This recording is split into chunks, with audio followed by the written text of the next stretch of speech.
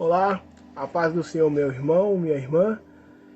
Mais uma vez aqui estou com a inspiração do Senhor para lhe trazer mais uma mensagem da sua palavra que venha abençoar o seu dia. Amém? Aqui no livro de Gênesis, capítulo 37, versículo 3, nos diz assim: Israel amava José mais que a todos os seus filhos, porque era filho da sua velhice, e fez-lhe uma túnica de várias cores.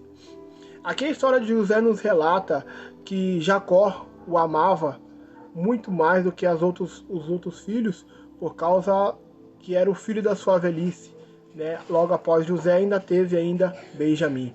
Mas focamos aqui um pouco na história de José e nas vestes de várias cores que o seu pai o deu.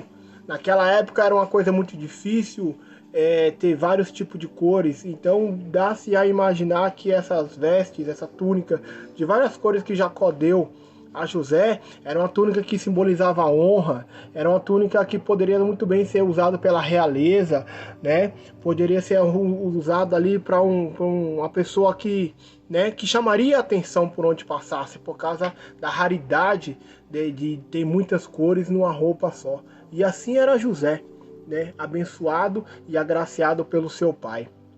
Mas os seus irmãos não gostaram muito disso, não gostaram dessa situação, né, e atentaram, né, contra a vida de José.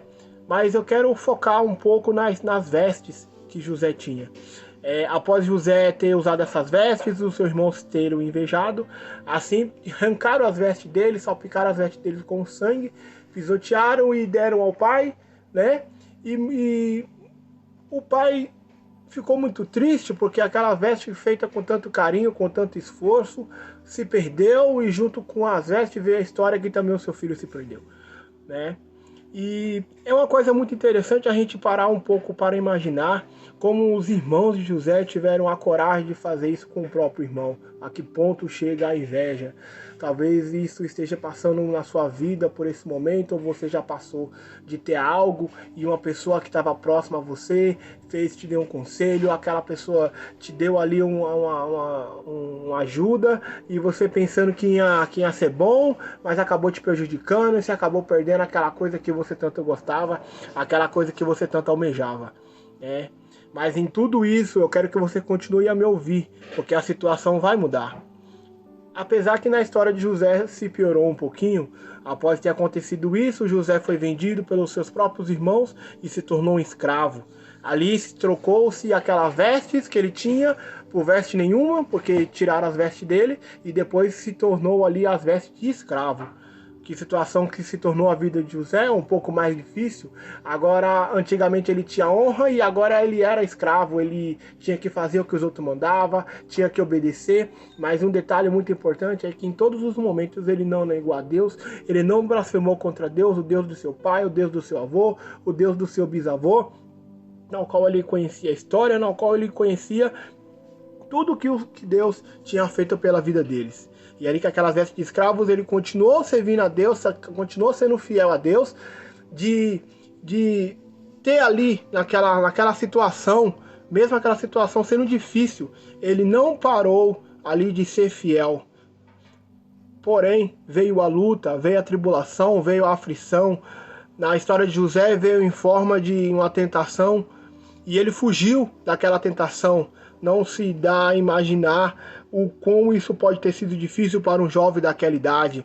Mas a Bíblia nos relata lá em Mateus capítulo 17, versículo 21, que em algumas situações da sua vida, oração e jejum pode resolver. Algumas situações da sua vida, oração e jejum pode te salvar. Mas também relatado em 1 Tessalonicenses capítulo 5, versículo 22, também diz para você fugir da aparência do mal. Essa história que estou relatando está lá em Gênesis 39, versículo 12.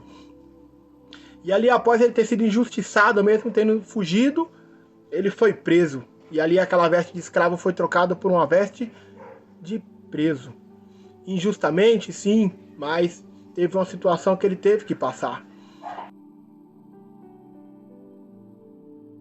No qual José ali foi preso injustamente por ter fugido da situação, mas naquele tempo o povo não soube entender ali o que estava se passando, o que estava acontecendo. Mas ainda assim, acima de tudo, José honrou a Deus, não negou o nome do Senhor. E por meio de algumas situações e outras, se José conheceu ali um copeiro, ali conheceu um padeiro, no qual teve sonhos. E José viu ali uma pequena oportunidade de poder sair daquele lugar, relatado no capítulo 40, versículo 14.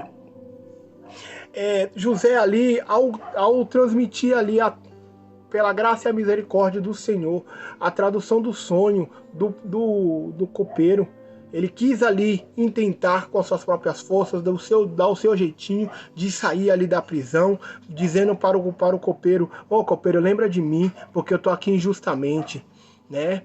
Mas um detalhe muito importante é que vale lembrar que quem morreu foi o padeiro.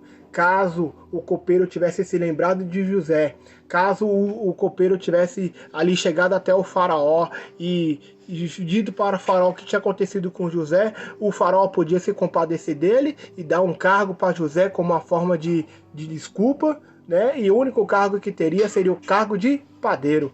Mas esse não era o plano do Senhor, esse não eram os planos que Deus tinha para José. E o que aconteceu? O copeiro se esqueceu de José. Acredito eu, por intermédio do plano de Deus, ele se esqueceu e José ficou ali por mais 2 anos na prisão. Ali por mais 2 anos na prisão, passando por situações poucas e boas, mas ele continuou sendo fiel a Deus, mesmo sem entender qual era os planos de Deus, mesmo sem entender o que Deus tinha preparado para a vida dele, ele continuou sendo fiel, ele continuou honrando ao Senhor. E após 2 anos, Deus ali deu sonhos a Faraó, na qual o copeiro se lembrou de José e chamou José para traduzir o sonho do Faraó. Olha que honra, olha que honra que José teve naquele momento. Mas o mais incrível é que depois disso, ele honrou ao Senhor. Relatado no capítulo 41, versículo 16, José, antes mesmo de chegar a Faraó, ou melhor, na presença de Faraó, quando o Faraó relatou o sonho dele, José, ele primeiramente disse que o Senhor Deus lhe dará a tradução do sonho. Irei ler para que seja mais sucinto para todos. No capítulo 41, versículo 16, diz assim: E respondeu José a Faraó, dizendo: Isso não está em mim. Deus dará a resposta de paz a Faraó. Olha só, mesmo ele tendo passado por todas as situações, mesmo ele tendo sido injustiçado, mesmo ele tendo sido preso, mesmo ele estando agora diante de Faraó, ele podia falar um monte de coisa, ele poderia relatar a sua história, pedir a misericórdia de Faraó, pedir para ser livre ou tentar fugir. Não, ele colocou Deus na frente e Deus ali deu vitória. Deus deu vitória, Deus deu sabedoria para aquele homem, e aquele homem traduziu ali o sonho de Faraó e ele foi honrado. E ele foi honrado no capítulo 41, versículo 42, e diz assim: E tirou o Faraó o anel da sua mão e pôs na mão de José, e fez vestir vestes de linho fino, e pôs um colar de ouro em seu pescoço. Olha só. Agora vamos trazer para a nossa vida, assim também não é nós no dia de hoje. Talvez a gente foi traído, talvez a gente foi maltratado, talvez nas situações de uma empresa, de um curso, de uma faculdade, num emprego, a gente foi passado para trás e a gente acha que Deus se esqueceu, que Deus nos abandonou. E aí quando a gente vê uma oportunidade, a gente tenta fazer as coisas com as nossas próprias forças, tenta fazer justiça com as suas próprias mãos, tenta ali fazer uma picuinha para ver se aquela pessoa que foi engrandecida se rebaixa, para ver se a gente tem um pouco de honra. Mas ali naquela situação, a gente continua na mesma situação ou até pior. Mas quando chegar a hora de Deus te honrar, quando chegar a hora de Deus te levantar, não se esqueça de colocar Deus na frente. Não se esqueça de adorar o nome do Deus Todo-Poderoso. Não se esqueça de adorar o Deus Todo-Poderoso, colocar Ele na frente da situação que você está passando, colocar Ele na frente da situação, porque a vitória é certa. Quando você colocar Deus na frente da situação, quando você colocar Deus na frente de tudo que você está passando, de tudo que você não esteja entendendo, mas coloque Deus na frente, coloque Deus ali para resolver. Se você não sabe como resolver, fala só que nem José. José, ó Faraó, o Deus a qual sirvo, ele dará a resposta, ele te dará a resposta. E assim somos nós, quando a gente não tem mais solução, quando a gente não tem mais jeito, quando a gente acha que não tem mais, agora acabou, agora a gente vai desistir, abaixa o joelho no chão, ora, clama ao Deus Todo-Poderoso, porque só Ele é capaz de resolver toda e qualquer situação na nossa vida. Coloque Deus na frente da sua situação, coloque Deus na frente do que você está passando, coloque Deus na frente de tudo que você está sofrendo ali, aquela angústia, aquela dor, aquela aflição, aquelas noites perdidas de sono, aquela coisa que você achou que ia dar certo e não deu, aquela coisa que você estava fazendo com tanto esforço, mas não conseguiu. Coloque Deus na frente e você vai ver a diferença. Coloque Deus na frente e você vai ver que é como se aquela coisa que não estava andando, agora foi. Agora pegou ali uma força sobrenatural e foi adiante. Faça isso hoje mesmo pela sua vida e pela vida dos seus, porque a Bíblia também relata que quem ora pelos seus, Deus também dará a vitória. Amém?